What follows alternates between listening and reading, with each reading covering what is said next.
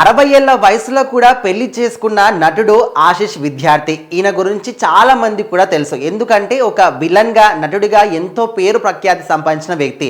ఆయన నార్త్లో కావచ్చు, లేకపోతే మన సైడ్ తెలుగులో కావచ్చు, తమిళ్లో కావచ్చు, అన్ని భాషల్లో కూడా సినిమాలు చేసి మంచి ఫేమ్ అనేది సంపాదించుకున్నాడు. అయితే ఈయన పెళ్లి విషయానికి వస్తే చాలా మంది కూడా చాలా రకరకాల ట్వీట్లు కానీ లేకపోతే రకరకాల రూమర్స్ కానీ స్ప్రెడ్ చేస్తూ ఉన్నారు. అప్పట్లో చూసుకుంటే 2001లో ఈయన మాత్రం పెళ్లి చేసుకున్నాడు. కానీ ఆ మాత్రం కొన్ని రోజులకే విడిపోవడం జరిగింది. 2022లో అధికారికంగా వాళ్ళిద్దరు కూడా విడాకులు తీసుకున్నారు.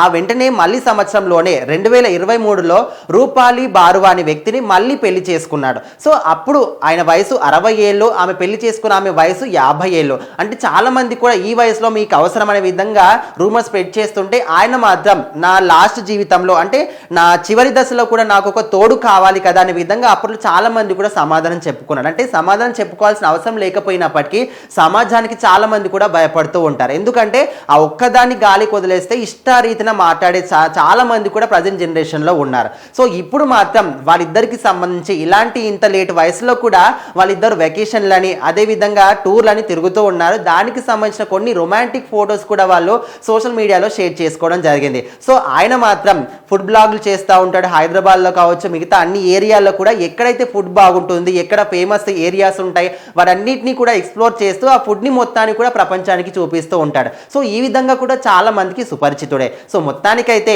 తన భార్యతోని తను టూర్స్ కానీ వెకేషన్స్ కానీ ఎంజాయ్ చేస్తున్న ఫొటోస్ అన్ని కూడా సోషల్ మీడియాలో చాలా మంది కూడా షేర్ చేస్తూ ఉన్నారు. అంటే ఇలాంటి వయసులో కూడా ఈ విధంగా ఎంజాయ్ చేస్తున్నాడని చాలా మంది కూడా అంటే వాళ్ళని ఇన్స్పిరేషన్గా కూడా తీసుకుంటున్నారు. ఎందుకంటే ఎప్పటికైనా కూడా పెళ్లి బంధం అనేది మాసిపోదు. ఎందుకంటే ప్రేమ అన్నప్పుడు జీవితాంతం కూడా ప్రేమ ఉండాలి. ఒక దశ వరకు ప్రేమ ఉండి తర్వాత ప్రేమ తగ్గిపోతుందంటే దాన్ని ప్రేమ కాదు, ఓన్లీ అట్రాక్షన్ అనే విధంగా చాలా మంది కూడా అంటుంటారు.